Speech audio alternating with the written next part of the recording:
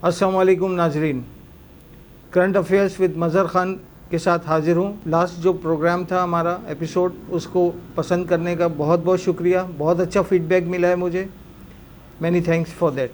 आप लोगों की डिमांड पर एक बार फिर टीवी के ही हवाले से मॉर्निंग शोज़ और हमारी जो अवार्ड सेरेमनीज़ होती हैं उस पर बात करूँगा मैं। सुबह के वक्त जब आप उठें, नाश्ता करते हैं, तो उस वक्त जब बच्चे स्कूल जा रहे होते हैं, आप काम पे जा रहे होते हैं, उस वक्त अगर आपको कहीं से शहनाइयों की गूंज सुनाई दे, कहीं से आपको ड्रम्स की आवाज़ आए, कहीं नाच गाने की आवाज़ आए, शोर गोगा सुनाई दे, तो आप ये ना समझना कि कहीं किसी हॉल से ये आवाज़ें आ रही हैं। ये हमारे मुल्क के मॉर्निंग शोज़ का आगाज़ होता है। मॉर्निंग शोज़ में अमूमन आजकल आगाज़ जो है वो किसी डांस, किसी सेलिब्रिटी यानी किसी गेस्ट को बुलाया जाता है, और वो गेस्ट भी ऐसे होते हैं कि जिनको सिर्फ रेटिंग बढ़ाने के लिए बुलाया जाता है ताकि वो ज़ुबानी जुमलों के जवाब दे सकें और वो ख़ुद भी कर सकें। जिनमें से एक आपको पता होगा मतीरा हैं, जो अक्सर निदा यासिर के प्रोग्राम में आती हैं, और वो तो मॉर्निंग शो ख़ुद अपना भी करती हैं और वो किस करके मॉर्निंग शो में उठाती हैं लोगों को। हद तो ये हो चुकी है मॉर्निंग शोज़ की।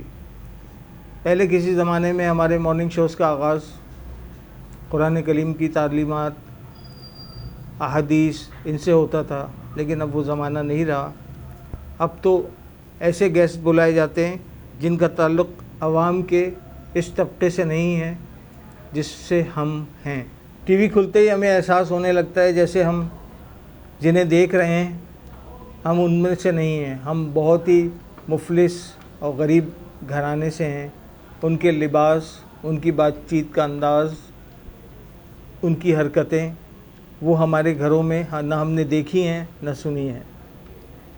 कहने का मकसद ये है कि मॉर्निंग शोज़ जब आप शुरू करते हैं, जहाँ से बच्चे की, बड़ों की, सबकी ज़हनी नशोनुमा होती है, यानी स्टार्ट होता है वो दिन का, उस वक्त आपके जहन में जो चीज़ें जाएंगी वही आपके पूरे दिन को आप दोहराते रहेंगे उसमें।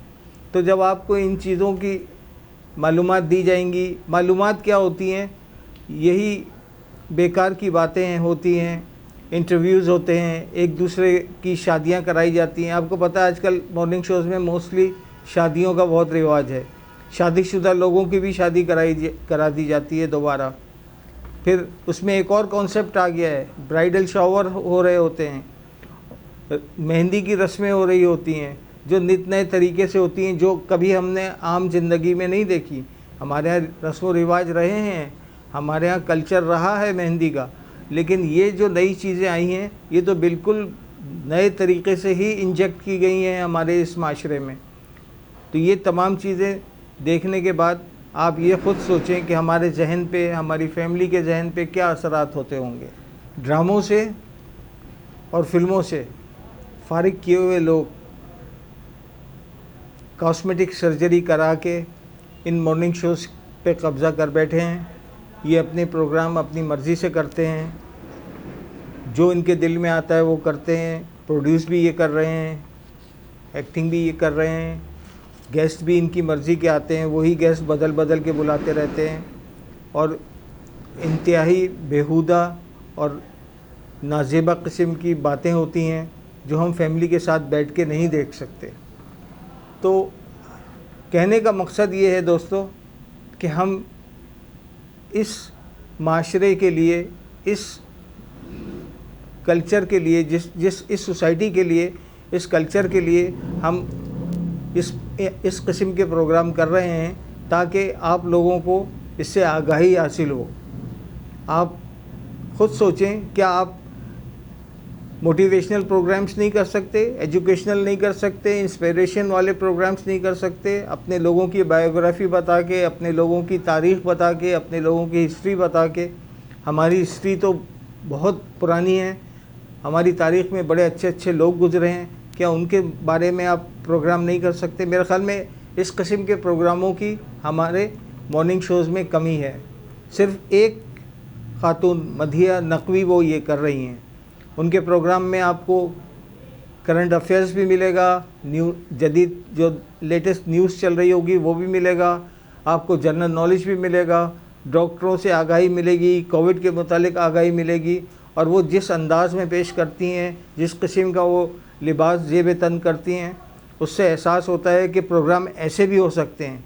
मेरी राय में तो मधिया नकवी को टीवी एंकर का बेस्ट अवार्ड मिलना चाहिए, इसलिए कि वो इस्लाह कर रही हैं।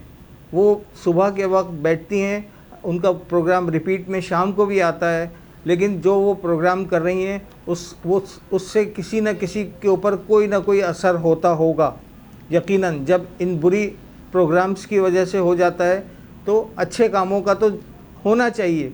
और मैं समझता हूँ कि शी इज़ डूइंग वेल, और मैं कहूँगा कि she must keep it up, और हमेशा वो इसी तरह प्रोग्राम करती रहें।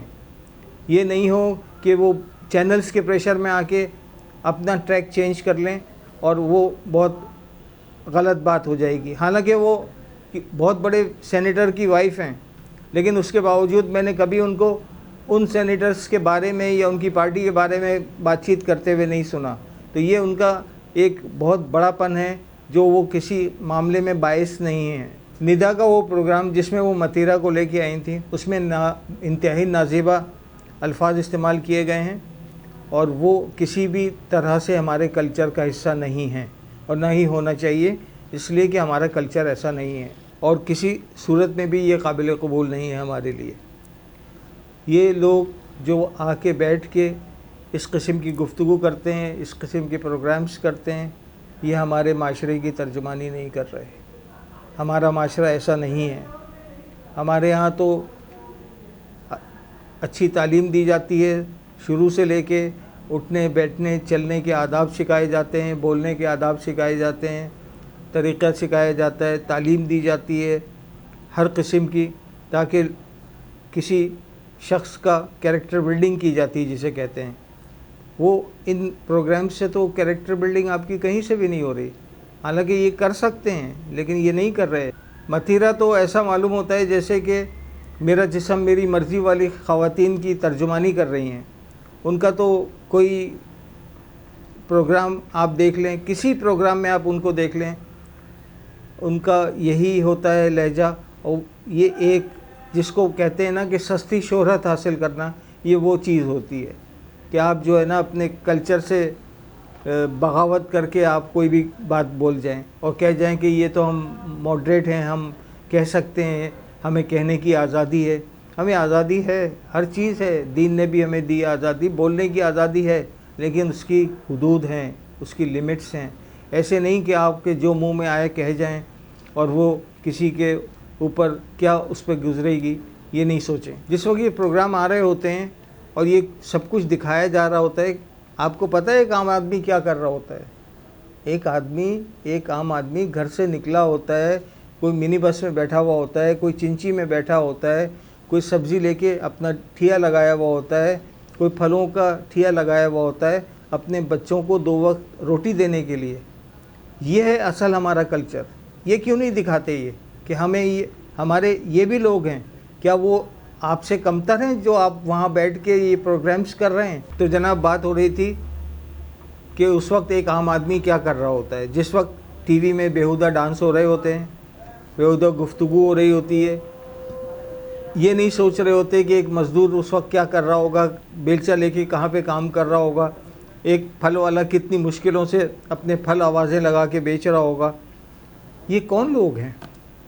कभी आपने सोचा है ये क्यों हो रहा है? कभी आपने सोचा है ये हमारे माशरे को बर्बाद करने के लिए क्या क्या नहीं किया जा रहा? कभी आपने सोचा है? ये बहुत सोचने की बात है। ये नहीं समझें कि ये वैसे ही ये प्रोग्राम चल रहे हैं, ये सारे प्री प्लान्ड हैं और ये प्लानिंग है, और इसको भी मैं डिस्क्लोज़ करूँगा, मैं इसको ओपन करूँगा। आइंदा के प्रोग्राम्स में आप लोग इंतज़ार कीजिएगा, मैं इस पे प्रोग्राम बनाऊँगा, आपको बताऊँगा कि इन लोगों के पीछे कौन है, हमारे माशरे को मगरिबी या भारतीय बनाने में किनका हाथ है, और उसके मकासद क्या हैं। मैंने आपको पिछले प्रोग्राम में भी कहा था, जो कौमें अपना इक़दार, अपनी कदरें छोड़ देती हैं वो तबाह हो जाती हैं। हम अपनी कदरें खोते जा रहे हैं। अब आप आज से 20 साल पहले की कदरें देखें तो वो कुछ थीं, अब आप देखें तो बिल्कुल मुख्तलिफ हो चुकी हैं आजकल के दौर में, क्योंकि ये सब कुछ साइबर और हाइब्रिड वॉर का हिस्सा है। अब जंगें जो हैं वो मैदानों में या तलवारों से नहीं लड़ी जाएंगी, अब जो है माशरे पे हमले होंगे, कल्चर पे हमले होंगे, आवाम के जहनों को चेंज किया जाएगा और वो हो रहा है। तो मैं इंशाअल्लाह आइंदा प्रोग्राम आप लोग इंतज़ार कीजिएगा, इसी सिलसिले में करूँगा। आप लोगों को पूरी मालूमात दूँगा कि ये क्या हो रहा है, किस तरफ हम जा रहे हैं, कौन लोग हैं इनके पीछे, और इन तमाम चीज़ों की मालूमात आपको जब मिलेंगी तो आप लोग हैरान रह जाएंगे। इंशाअल्लाह आइंदा प्रोग्राम के साथ आपके साथ हाज़िर होऊंगा। मज़हर जमाल को इजाज़त दीजिए। बहुत बहुत शुक्रिया। अल्लाह हाफ़िज़।